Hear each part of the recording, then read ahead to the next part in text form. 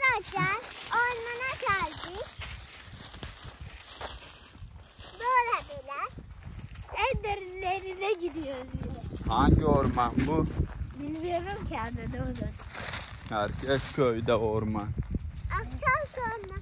Baba şuraya doğru git. Ortalara doğru Tamam, gidelim.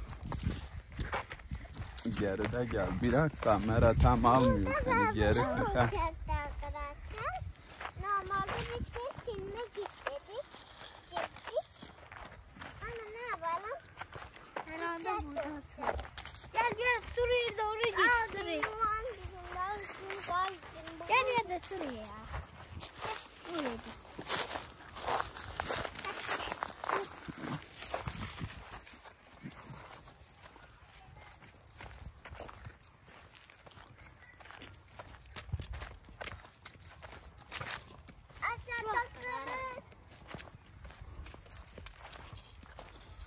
Burada bir duvar mı var yoksa göl mü var?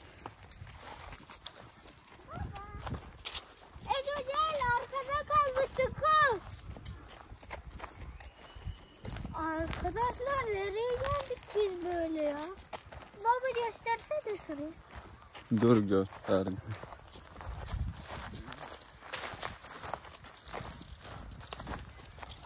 Orman bitti buradalar. Hadi. Oo, ormanın içinden kırtık bu kırtı.